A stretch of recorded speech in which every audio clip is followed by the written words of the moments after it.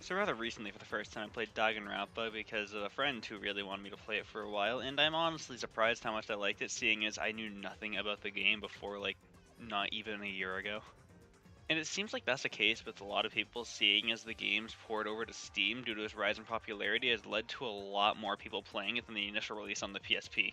If I were to describe why the game's so popular now, I'd probably say it's like half because it's a bunch of weebs who just really like the game, and the other half because it's a unique and fun story to follow. And I figured since I enjoy the game so much, it'd probably make sense for me to, talk about the games and discuss them and how I feel about each of them, and more importantly, how I feel they are as, like, sequels to each other, more specifically 2 and Ultra Despair Girls. But obviously, I'm just going to talk about Danganronpa 1 for now, seeing as you kind of need context if you're talking about a sequel and how that is compared to the original game. So yeah, I guess we should kind of get into that. Now, the main draw to Danganronpa is probably the premise of the game. It's really unique and different from pretty much any other game that I've played thus far. Now, initially, it might just seem like a generic visual novel with a bunch of high school people doing stuff that is anime-esque, and it seems really stupid on surface value, I'm going to be honest, but once you start getting into it, it's a little bit more than what it initially seems. First off, this review will have very minor spoilers. I'll try not to give away major plot details, but I will be discussing the initial plot and some major events, so if you plan on playing the game, or you're currently playing it, then you've been warned now. So the story opens introducing us to Hope Peak Academy, a high school catered to only the best of the best in terms of students called Ultimates. These Ultimates are the absolute best at what they do. There's no one better in any way, shape, or form. They are ultimate. And immediately we're also introduced to our main character of the story, Makoto Naegi, who has seemingly no big reason why he's there. He just kind of won a lottery, deeming him as the ultimate lucky student. Obviously, they do this so we can have a kind of straight man to relate to the rest of the crazy characters we're going to encounter, and doing that by introducing someone who has no ultimate ability is a pretty smart move. But since stories need conflicts, immediately everything goes terribly wrong, and this is where spoilery stuff starts coming in. So upon entering Hope Peak Academy for the first time, Makoto fades into some weird state of delusion or something? I don't know. The screen goes all blurry, so when first something happens, and he is completely knocked out. And when he awakes, he is at a desk in Hope Peak Academy, and seemingly that was just some really, really weird thing that happened to him. And it's anime. They're not gonna question it. They're gonna keep going along, and they're gonna go do whatever's next. Upon first investigation of the room, a few things are a little bit weird, such as the bolted metal plates in the windows. That's kind of a red flag right there, but alright. You go and decide to explore the school and try and find out where everyone else is. It's because, that just kind of makes sense of what to do next. And with a little bit of exploring and finding almost every door in the school locked, you are introduced to everyone else in the game, quite literally, the other ultimate students who are in the school with you attending Hope Peak Academy. So this is where each of the other students introduces themselves to you, and they will actually be the only other characters in the story, so you better get used to seeing them a lot. But that's not a bad thing, seeing how really interesting and crazy some of these characters are. Seeing as they are ultimates, they have really wacko personalities, and they're pretty unique from the generic character. But back to the story, you guys all start discussing and introducing yourselves, and after you meet everyone, I will go over the characters in just a minute, then you get an announcement from a monitor in the room.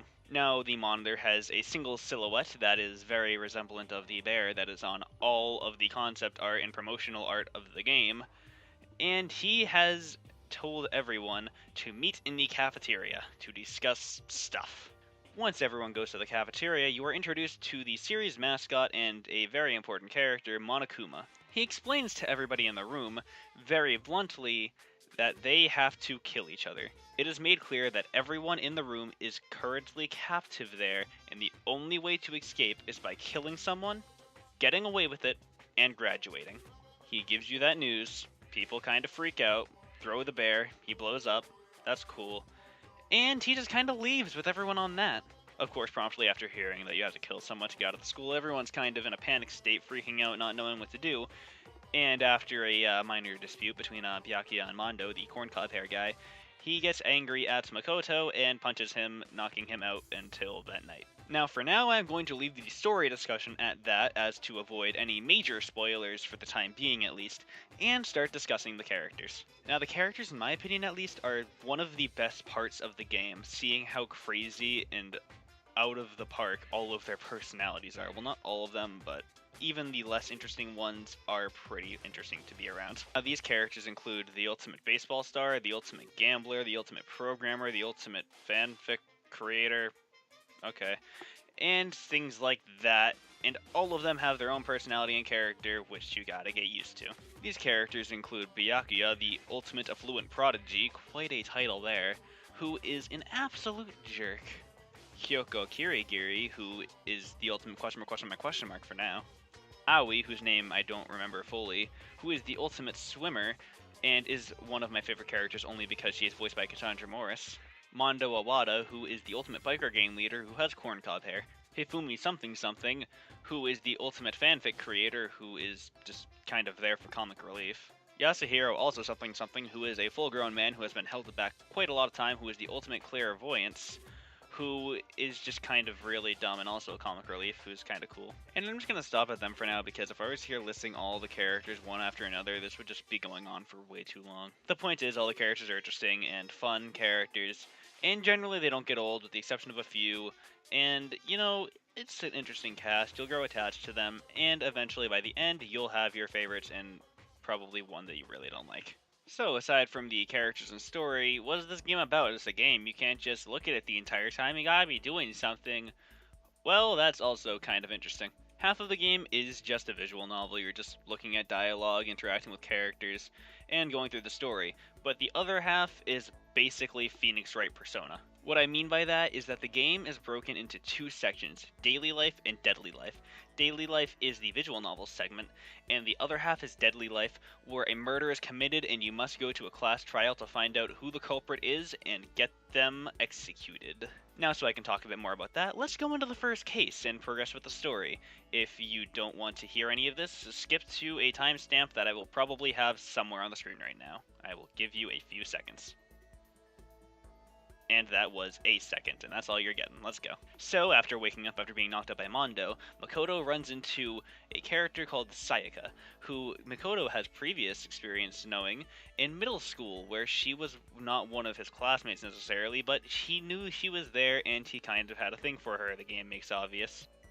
But with Makoto being too intimidated to approach her because she's the ultimate pop star, they never really said anything to each other, but this is where it's revealed that Sayaka actually remembers Makoto from middle school, and they become friends. Now everyone starts giving their details about what they discovered in exploration of the school, where they find basically there's no way out, they're trapped there, and they just kind of have to accept the reality of their situation. And things just kind of go on with that in mind, and everyone tries to think, well, no one's gonna murder anyone. This is gonna be fine. We're all good people, I think.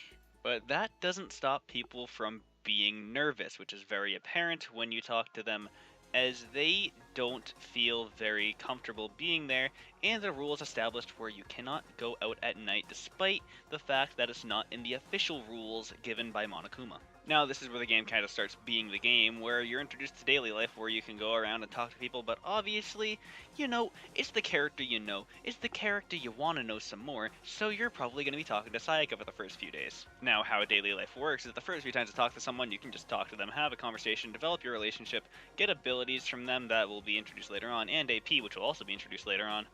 And eventually you'll need to give them gifts to progress any more in the relationship with them. And you just kind of discover stuff about their character, and it's interesting. Now, eventually, during the daily life, some story progresses. So, after a bit of not much really happening, Monokuma feels that the class needs an incentive to kill people, and so he summons everyone to the gym for a very special announcement. Now, he states that there is a tape for everyone, and that they should all look at those tapes or DVDs, I don't remember, but you know, there are some pretty disturbing things on there, such as Makoto's, which shows his family, his parents, and his sister sitting on a couch being all like, "Yo, Makoto, what's up? We're doing good. How are you?" And then it shows a scene of the same place a bit later, and they are gone, and the house is absolutely destroyed. And of course, this rustles a few people's jimmies with what they see. In particular, when you see Sayaka's reaction to her video, she is quite concerned to the point where her sprite has that weird thing where her eyes are faded out and she is freaking out. And that's no good sign if I do say so myself. Makoto and Sayaka end up swapping rooms because Sayaka doesn't feel safe in her current room because someone was trying to apparently break in the other night. So Makoto kindly obliges, they swap rooms, and the story progresses from there, and this is where stuff starts going wrong. Now, anyone with a brain knows that everything that's been going on is a very clear setup for what's going to happen next, but for the people who are less intuitive, I will explain. The next morning, Makoto goes into his room and finds Sayaka dead in the bathroom. Makoto doesn't take very well to this. He faints at the sight of Sayaka dead and blood literally everywhere, and this starts the first investigation. Now, this is a segment, much like Phoenix Wright, where you go around, discover evidence, and kind of talk to characters, get alibis, and just discover every bit of information you can for the upcoming trial. With Makoto not really accepting, but coming to the terms with the fact that Sayaka is dead, immediately starts investigating and getting every bit of evidence he can, talking to people, and just kind of exploring around, looking in his room, looking in the garbage place, I don't remember what it's called, but he gets everything possible. Now, during the investigation, you discover things such as your floor being completely spotless, which is kind of odd, seeing as you've been there for like a day or two. It's kind of weird that there's nothing on the floor like hair or stuff.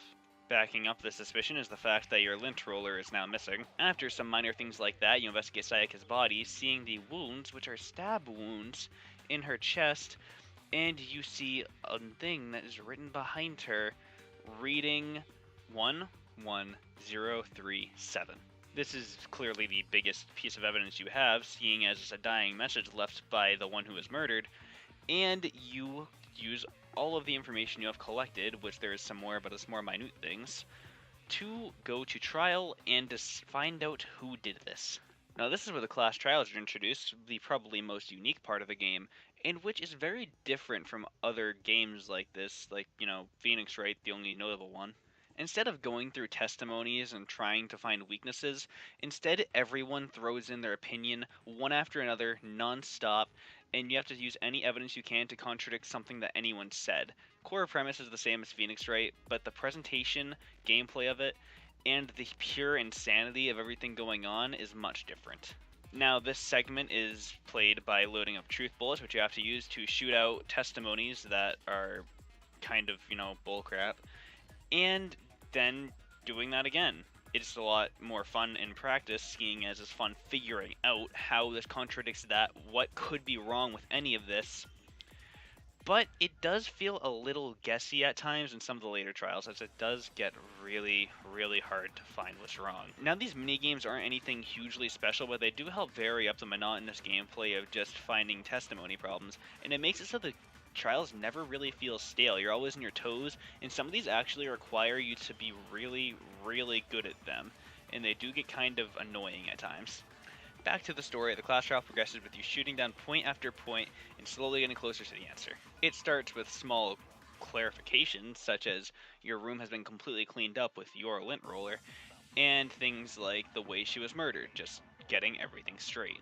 Now, initially, the suspicion is actually pinned on Makoto, since it is discovered that the murder did take place in his room, so it makes sense that he was the one who murdered her. Although you are able to avert suspicion from yourself because it is shown earlier on in the story that your door is broken in the bathroom, and you need to lift it up and pull it to actually open it, meaning that if it was Makoto, the door wouldn't have been broken, and the person who did murder Sayaka ended up breaking the door handle to actually get into the room and murder her. And it couldn't have been Sayaka who broke it because she knew about the problem with the door, as Makoto had previously explained it to her when they switched rooms. So then, after a bunch of revelations, eventually the suspicion gets handed over to Leon. Being the ultimate baseball star, it was no problem for him to throw a crystal ball into a large corridor in the trash room to open up the incinerator throw away all the bloodstained clothing, leaving a sleeve behind which matches with his shirt, and trying to get rid of all of the evidence, as he wasn't able to get into the trash room, as Hifumi was the only one with the privilege, as he was in charge of the room at the time. And lastly, the biggest nail in the coffin as to the fact that Leon was indeed the murderer is that we discover what that numbers mean that Sayaka left. And it is just Leon written upside down. And anyone who has played any Phoenix Wright game knows that this was going to happen and saw it coming from a mile away. But it was apparently a revelation to the characters, and thus the trial is pretty much set. But eventually a revelation is made that it wasn't Leon who initially wanted to murder Sayaka, as Sayaka actually attempted to murder him first. By the end of the trial, the full story is cleared up, where it is officially agreed upon that Sayaka had lured Leon into Makoto's room, attempted to murder him, hoping to blame it on Makoto since it was his room, but it didn't go accordingly, so Leon in self-defense had attacked Sayaka. She didn't break, she went into Makoto's bathroom, where she closed the door. Leon couldn't figure out how to open it, broke the door open, and killed Sayaka, hoping to get away with it so he could graduate and move on with his life. But once everyone figures out, he is officially sentenced to execution, where he is brutally shot thousands of times over with a bunch of baseballs, fittingly, and he dies right in front of everyone. Now, with this entire first chapter, the tone of the game is set. People know what to expect from that point on, even if the game might toy with your expectations at times. And it is set up for the rest of the game, and it is quite a good first trial, even though it is incredibly easy.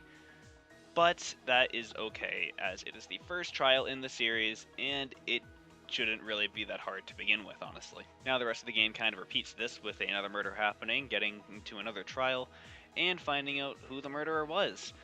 Now, this isn't that bad, because the story is constantly progressing at a very, very good rate, in which you are actually invested. There are things being discovered constantly, and it keeps you invested the entire time.